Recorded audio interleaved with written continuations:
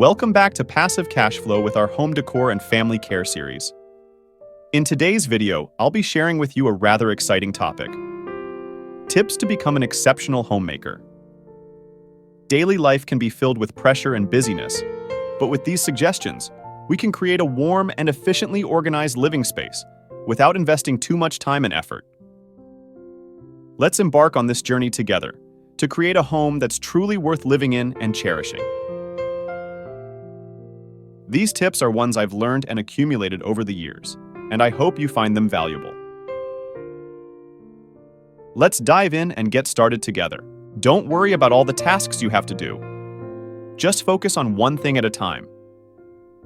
This is good advice, especially for homemaking.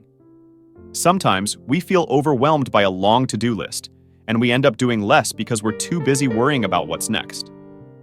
So, what I've found really helpful is to pick 2 or 3 things each day that make me feel like I've accomplished something as a homemaker. Then, at the end of the day, I can relax and feel like I've done a good job. It might be different for everyone, depending on their life situation. It could be as simple as tidying up the floor or doing the dishes. Make a schedule for these tasks and stick to it. Also, try to make use of your time wherever you are. For example, if your kids are in the bath, you could clean the toilet. If you're filling up your car with gas, take the opportunity to clear out any rubbish. And if you're waiting for water to boil in the kitchen, why not wipe down the cabinets? Little tasks like these can really make a difference and help you feel more successful at the end of the day. The second tip is to delegate tasks. I once heard someone say that being a mom doesn't mean you're a maid. Nowadays, many parents seem to believe that their kids deserve unlimited free time. As a result, parents often feel obligated to clean up after their children, constantly picking up toys and tidying up. However, I believe that this mindset is detrimental to our children's development. If we want them to grow up with a strong work ethic and positive attitude towards responsibilities, it's crucial to teach them these values from a young age. Work can actually be enjoyable.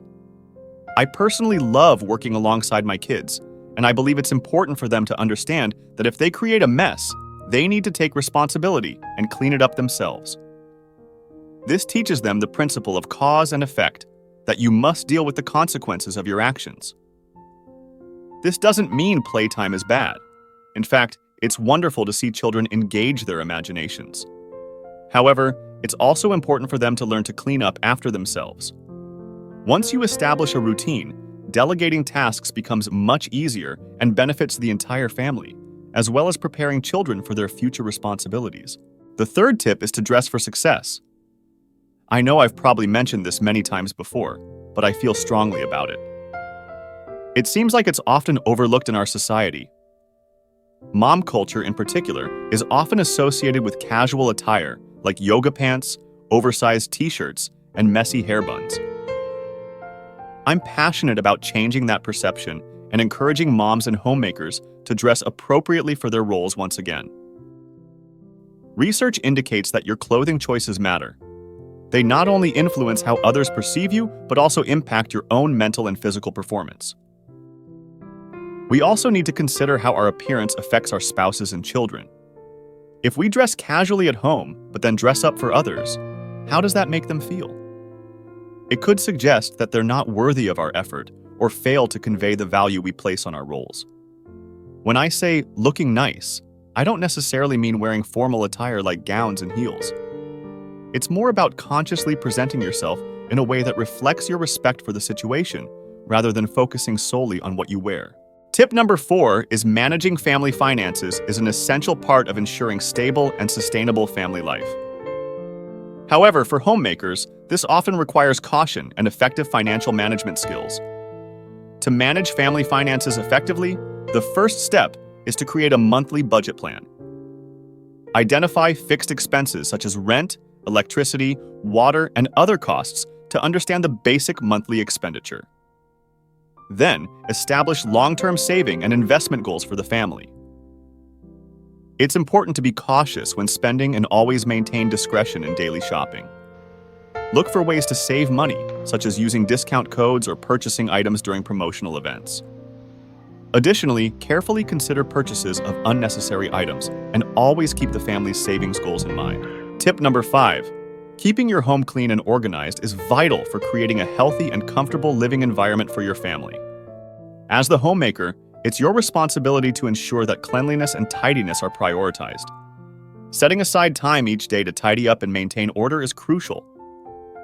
This practice not only prevents the accumulation of dust and dirt, but also fosters a sense of harmony and well-being within your household. By incorporating household chores such as dusting, vacuuming, and organizing into your daily routine, you contribute to a welcoming atmosphere where everyone can thrive. Additionally, maintaining cleanliness and tidiness not only improves the overall appearance of your home, but also enhances mental clarity and peace of mind for both you and your loved ones. Next is about cooking. To become a proficient homemaker, enhance your cooking skills. You can start by learning basic recipes and then expand to new dishes.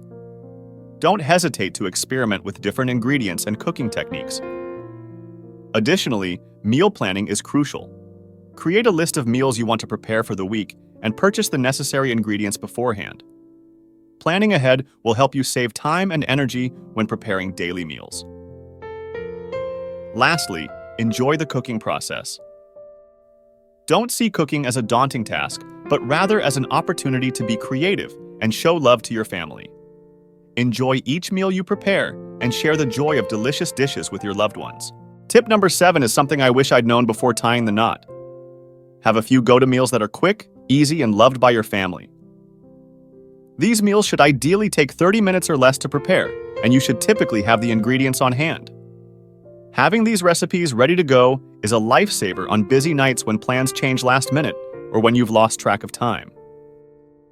For us, establishing weekly traditions has also been key. Saturday nights are burger nights, Sunday mornings are for baked oatmeal, and Sunday evenings are reserved for snacks, often featuring a charcuterie board. This board typically includes easy-to-grab items like hard-boiled eggs, beef sticks, crackers, pretzels, fruit, veggies, and dip.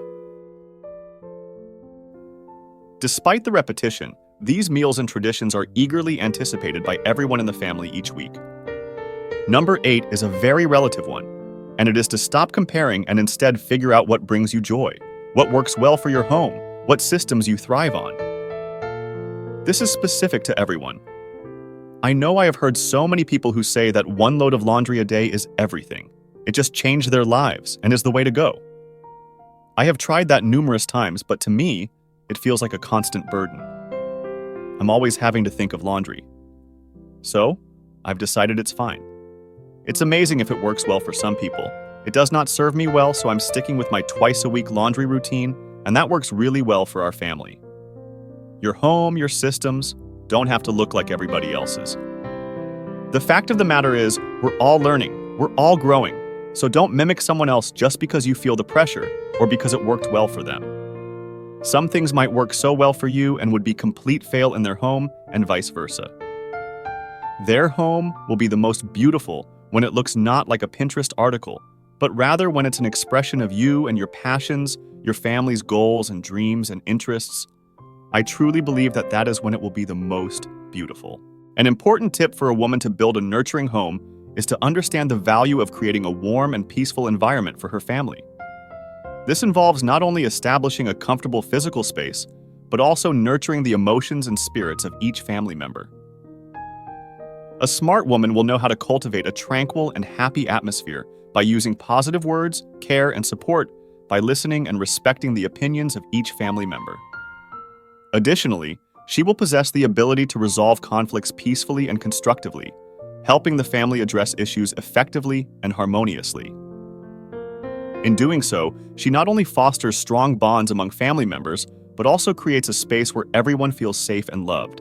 And last but not least, tip number 10, embrace imperfection. There are days filled with teething babies, sick kids, and interrupted schedules where nothing goes according to plan, and that's perfectly fine. Being a stellar homemaker doesn't require whipping up a 5-star meal every night. Instead, focus on creating a cozy and welcoming haven for your family. a cheerful disposition, and a spirit of service shine brighter than a flawlessly organized home or an elaborate dinner spread. I recently came across a quote by Jenny Ortlund that resonated deeply with me. She beautifully said, "I believe that a godly home is a glimpse of heaven. Our homes, imperfect as they may be, should serve as sanctuaries from the chaos of the world. They ought to reflect our eternal home, where troubled souls find solace, weary hearts find solace, and wounded spirits find comfort." Isn't that profound? Homemaking is indeed a precious gift, and I hope these 8 tips have ignited a spark of inspiration in you and provided some assistance. Remember, this list is far from exhaustive. I'd love to hear your additional tips, so feel free to share them in the comments below. Let's continue to learn from each other. Just know that I'm rooting for you. Thanks for being here, and I can't wait to catch up with you next time. Goodbye, dear friends.